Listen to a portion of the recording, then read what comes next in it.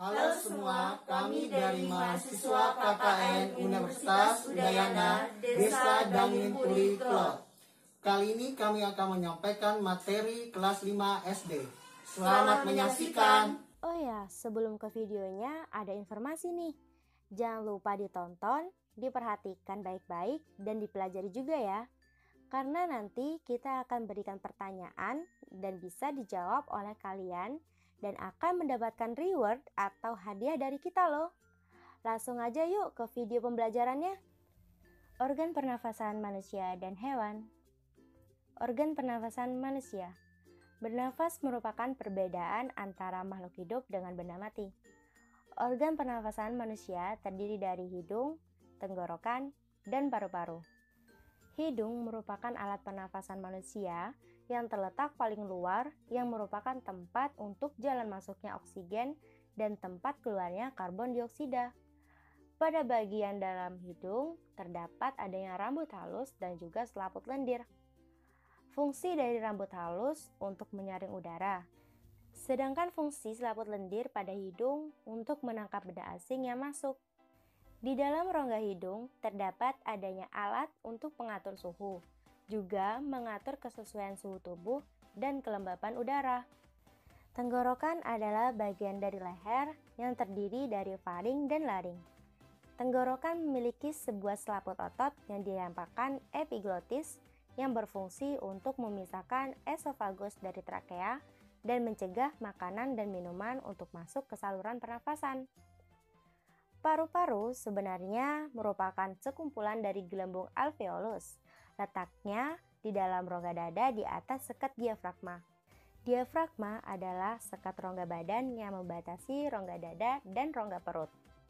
Terdapat dua tahap dalam proses pernafasan, yaitu menghirup udara dan mengembuskan udara. Ada dua macam proses pernafasan, yaitu pernafasan dada dan pernafasan perut. Pada pernafasan dada terdiri dari akibat kontraksi otot antar tulang rusuk, sedangkan pada pernafasan perut merupakan akibat kontraksi diafragma. Gangguan pernafasan. Kuman maupun polusi udara adalah penyebab dari terjadinya gangguan pernafasan. Beberapa nama penyakit mengganggu sistem pernafasan yaitu influenza atau yang sering disebut juga sebagai flu, merupakan penyakit yang penyebabnya adalah virus. Gejala yang timbul dari orang yang terserang flu antara lain terasa demam, batuk, sakit kepala, bersin-bersin, dan juga terasa nyeri punggung. Biasanya, hidung akan mengeluarkan lendir yang membuat lubang hidung menjadi menutup sehingga udara yang akan mengalir ke dalam tubuh akan terhalang dan akibatnya akan mengganggu pernafasan. Kemudian, sesak nafas. Sesak nafas merupakan gangguan pernafasan karena adanya pencemaran udara oleh karena asap yang bisa berasal dari proses pembakaran sampah, dari asap kendaraan bermotor, dan juga dari asap rokok. Selain dari asap, debu juga bisa menyebabkan terjadinya sesak nafas loh. Kemudian asma. Asma adalah gangguan pernafasan yang terjadi karena terjadinya penyempitan pada saluran pernafasan yang disebabkan antara lain oleh udara yang sudah tercemar oleh asap dan juga oleh debu, udara yang terlalu dingin, dan keadaan jiwa penderita, misalnya stres dan tekanan emosi. Radang paru-paru. Radang paru-paru disebabkan oleh bakteri tuberkulosis. Adapun radang yang disebabkan karena bakteri tuberkulosis sering disebut sebagai TBC paru-paru. Kemudian bronkitis. Bronkitis adalah gangguan pernafasan karena adanya peradangan pada bagian batang tenggorok atau bronkus. Polip adalah gangguan penyempitan saluran pernafasan karena adanya pembengkakan kelenjar limfe. Untuk mencegah terjadinya gangguan saluran pernafasan dapat dengan pola hidup sehat, misalnya berolahraga dengan teratur, menjaga sirkulasi udara di rumah, mengkonsumsi makanan sehat dan bergizi seimbang, istirahat teratur, mengenakan masker saat berkendara, dan tidak merokok. Organ pernafasan pada hewan. Yang pertama, ikan. Ikan memiliki habitat di air yang mana dalam bernafas memakai yang namanya insang dengan jumlah 4 pasang. Insang memiliki letak di sebelah kiri dan sebelah kanan kepala yang masing-masing dilindungi oleh tutup insang. Adapun proses pernafasan pada ikan yaitu air akan masuk ke dalam rongga mulut sementara tutup insang menutup. Kemudian air tersebut akan dikeluarkan melewati tutup insang. Kapiler darah pada insang akan mengikat oksigen yang terdapat di dalam air. Gas karbon dioksida akan dikeluarkan melewati insang. Semua yang terjadi dari proses tersebut adalah pada saat air melewati insang. Kemudian yang kedua, cacing. Pada hewan cacing di dalam bernafas memakai kulit. Hal ini karena di permukaan kulit cacing terdapat banyak pembuluh darah, sehingga bisa secara langsung menyerap oksigen dan mengeluarkan karbon dioksida. Maka kita tidak heran apabila cacing banyak dijumpai pada tempat-tempat yang lembab atau pada tempat-tempat yang basah, karena pada tempat-tempat tersebut akan mempermudah cacing dalam melakukan proses pernafasan. Organ pencernaan makanan. Proses pencernaan makanan. Selain bernafas, makhluk hidup juga membutuhkan makanan, di mana makanan memiliki fungsi untuk tumbuh dan berkembang. Makanan yang kita konsumsi bisa menghasilkan energi dan juga dapat memperbaiki sel. Proses pencernaan makanan dapat dibedakan menjadi 2 macam, yaitu pencernaan secara mekanis dan pencernaan secara kimiawi. Pencernaan makanan secara mekanis. Terjadinya proses mekanis adalah di dalam mulut dan juga di kerongkongan.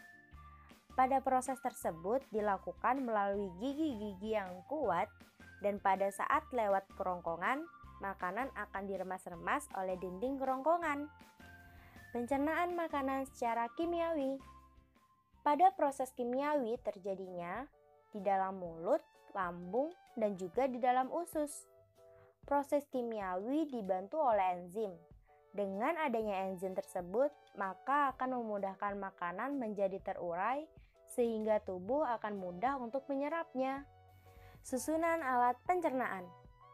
Susunan alat pencernaan makanan yang terdiri dari rongga mulut, kerongkongan, lambung, usus 12 jari, usus halus, serta usus besar. Untuk masing-masing penjelasannya, ikuti terus yuk videonya. Yang pertama, rongga mulut. Organ rongga mulut meliputi gigi, lidah, dan air liur. Fungsi gigi untuk menghaluskan yang kasar. Terdapat 3 jenis gigi, yaitu gigi seri, gigi taring, dan gigi geraham. Masing-masing jenis gigi memiliki fungsi yang berbeda-beda loh. Yang pertama, gigi seri. Letaknya berada pada susunan paling depan. Gigi seri memiliki bentuk seperti kapak dan berfungsi untuk memotong makanan. Gigi taring. Letaknya berada di sebelah gigi seri. Bentuk gigi taring seperti runcing. Fungsi dari gigi taring untuk merobek atau mengoyak makanan. Gigi geraham. Letaknya di susunan gigi belakang.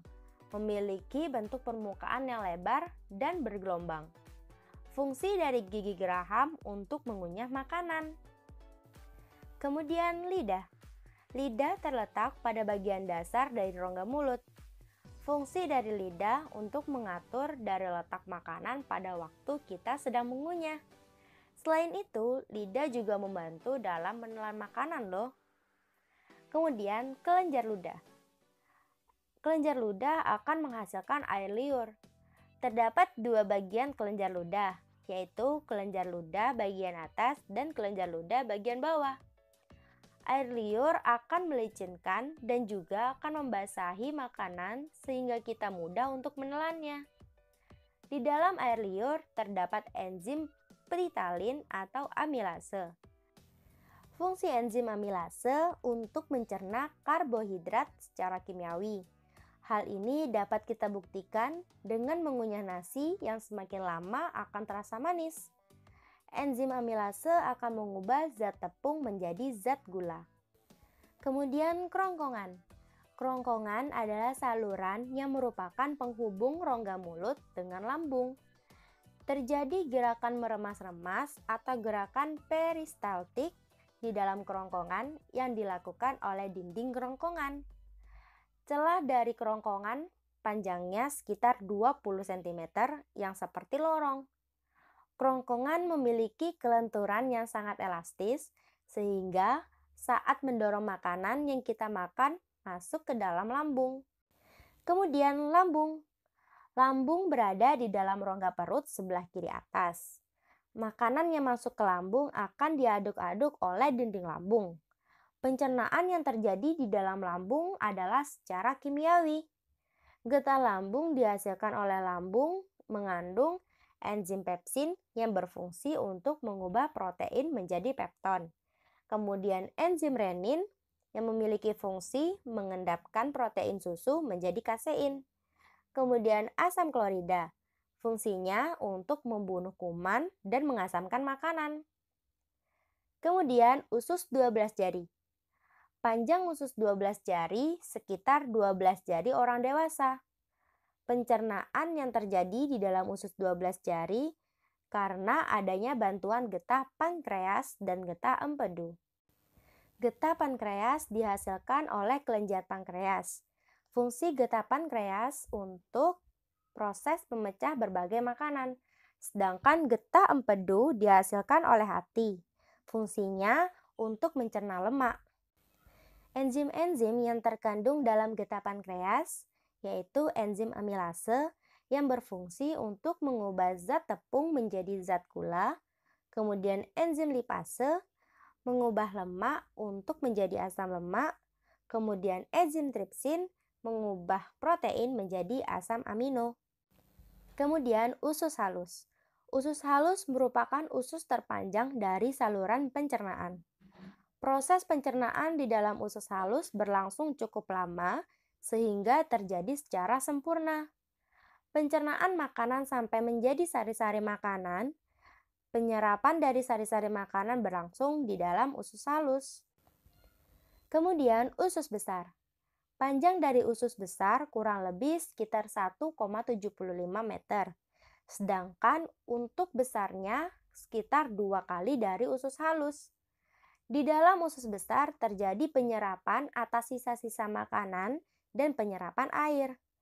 Sisa zat cair kemudian dialirkan menuju ke ginjal, yang selanjutnya diproses menjadi air seni.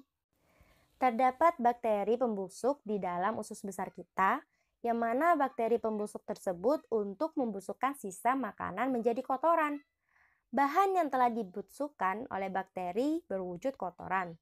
Selanjutnya, kotoran akan dikeluarkan melewati anus. Kotoran dapat berwujud padat, cair, dan juga gas. Cairan yang keluar melewati lubang kemih disebut air seni. Untuk yang berbentuk gas dikeluarkan berwujud kentut. Organ peredaran darah manusia. Alat peredaran darah. Darah terdapat di seluruh tubuh manusia yang fungsinya untuk mengedarkan bahan yang dibutuhkan oleh tubuh.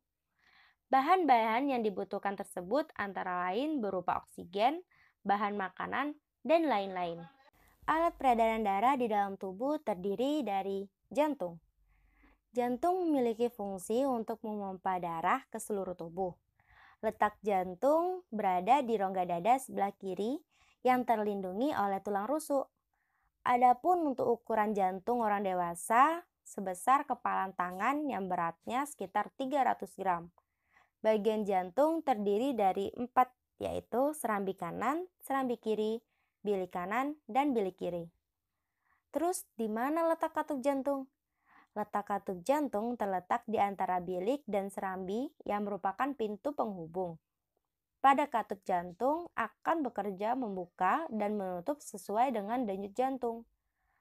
Pada orang yang sehat, katup akan menutup rapat sekali sehingga dengan demikian darah yang berada di bilik dan serambi tidak akan tercampur. Kemudian pembuluh darah. Pembuluh darah adalah saluran tempat mengalirnya darah yang berasal dari jantung ke seluruh bagian tubuh atau darah yang mengalir dari seluruh bagian tubuh yang menuju ke jantung. Pembuluh darah dapat dibagi menjadi dua macam berdasarkan aliran darahnya, yaitu pembuluh nadi atau arteri yang merupakan pembuluh yang mengalirkan darah keluar dari jantung. Kemudian pembuluh balik atau vena, yaitu pembuluh yang mengalirkan darah masuk ke dalam jantung kita. Untuk cabang pembuluh arteri dan vena yang terkecil dihubungkan oleh pembuluh kapiler. Sedangkan pembuluh arteri terbesar disebut aorta. Halo adik-adik, bagaimana dengan videonya? Bermanfaat bukan? Terima kasih untuk kalian semua yang telah menonton video pembelajaran kali ini. Semoga bermanfaat dan ingat ya adik-adik, tetap belajar selama masa pandemi ini dan tetap mematuhi peraturan protokol kesehatan dengan memakai masker, Menjaga jarak dan cuci tangan. Sampai jumpa.